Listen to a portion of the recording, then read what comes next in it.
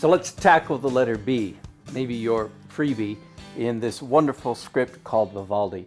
It's a pretty complicated letter, and I've come up with two support structures to help us get the outline of the letter right. One is I've divided each letter into 4 quadrants, so in a sense a simple grid system. And if you download this form from our website, then that's a practice sheet for you. So we're going to use this grid system to help us get the structure right. And the other thing, the other support system I have for us is I've found the negative spaces, the negative shapes in all of these letters. And in the letter B, there are 2 of them. One is almost a triangle here, a triangle with one side of the triangle is definitely concave, curved. And then this shape here that I call sort of a Golden Gate Bridge shape. If when we're finished our letter, if we can see those shapes, then we've probably got our letter pretty accurately drawn. So I'm going to go ahead and draw here real quickly a ratio. This one is 3 by 5. These columns show the letters from most narrow to most wide. This is right in the middle, about 3 by 5, which is right about there. And the crosshairs, if you will, through the middle of it. Okay, that gives us a map to start getting the drawing right. The B, as you can see, starts with a serif actually going ever so slightly above the top line, and then this top stroke is unusual in that it's not perfectly horizontal. It actually starts a little bit low and then slightly goes up to the top of the grid, to the top of the letter guideline, and then curves around quite tightly. First of all, it hits this right edge, curves around pretty tight, and let's stop there just for a second. Okay, so the first thing I want to see is that this curve is smaller than I would feel like it ought to be. And then from there, we're going to do one stroke all the way down to about halfway in the middle of this quadrant right here. With me? So either we can go this way or this way. And one of the characteristics of the Vivaldi face is that it looks a lot like copperplate. And in copperplate, you do a lot of upstrokes. You push the pen uphill. And so I'm suggesting that you use a pen and paper combination that will allow you, when you're doing Vivaldi type, to push your pen, which is not the traditional approach to calligraphy, of course. Now, are you looking with me at the model? Here it is. This next stroke starts virtually in the middle of the upper left quadrant and comes down to meet this stroke. Got it? And then the last long stroke of the letter is from this point again down to about the middle of the lower right quadrant. So you can see how this graph, this quartering the letter into 4 grids, really helps us get the structure right. Now the last stroke I'm going to do the right way. If you can do some pen manipulation, you would lift your pen up on one corner so that this stroke is not too wide. But if you can't do that, just put it down in the traditional position. Now, here's one of those times when we are looking for this, what I call Golden Gate Bridge shape right here. So we'll know we've got that right if we end up with that shape right there. Does that make sense? So from here to the far right and then down to meet this stroke. Okay?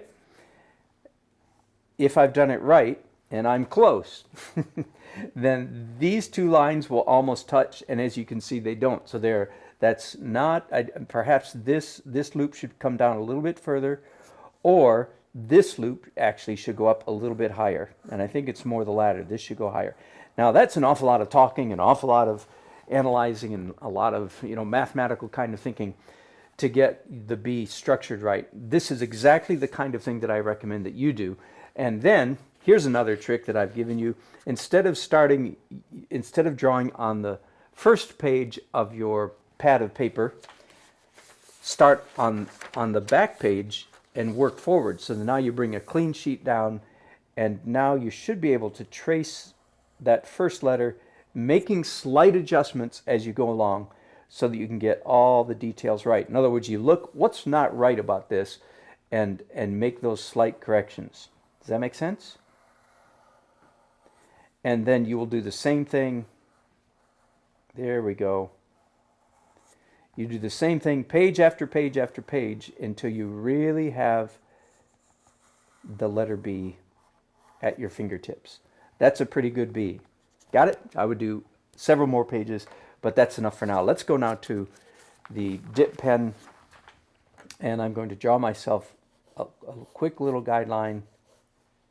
I think for the pen, I'm using a Speedball C nib, of course, and it's a number 3, so medium narrow nib. The Vivaldi font, the Vivaldi type, is a fairly light and airy type. We don't want it getting too thick. Okay, starting here, below the top line, guideline, back up to meet it, around a fairly tight loop there. And I'm going to start this stroke way over here and come all the way up there to meet that. And continuing here, I know I'm going to go all the way up to the midpoint of that quadrant, and then from there to the midpoint at the base of this one. And then here, if you can, your pen on an angle and then down flat. Okay? And again, yeah, kind of ratty. This is the way calligraphy really works, especially when you're learning a complex letter like this, like the letter B. There are several things. Of course, you can see that I changed my mind right there about where that loop should come out. Let me do another one without a guideline and see if I can get it better. If you weren't watching, I would get out a hairdryer, dry this, flip the page over, and trace till I get every letter just the way I want it. Does that make sense?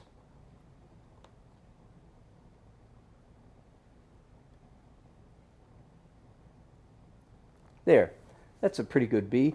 So there's our uppercase B. Now let's go on to the lowercase. The good news is that the lowercase in the Vivaldi type font is so much easier than the uppercase.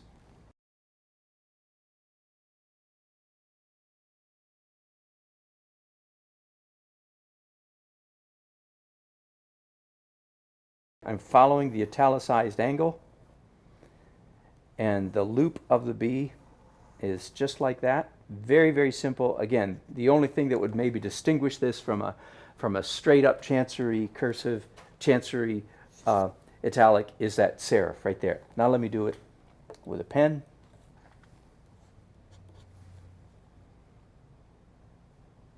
Serif, straight down to the baseline, and then a nice loop. I suppose the one thing we want to watch out for, let me draw a bad letter B, just to make sure. Make sure that the loop of the B does not start too high and go straight out. There should be a real nice V shape in that part of the letter between the stem and the loop. Got it? So this is wrong and this is correct.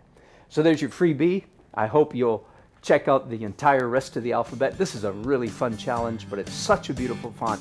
It's worth all the work. Thanks for watching.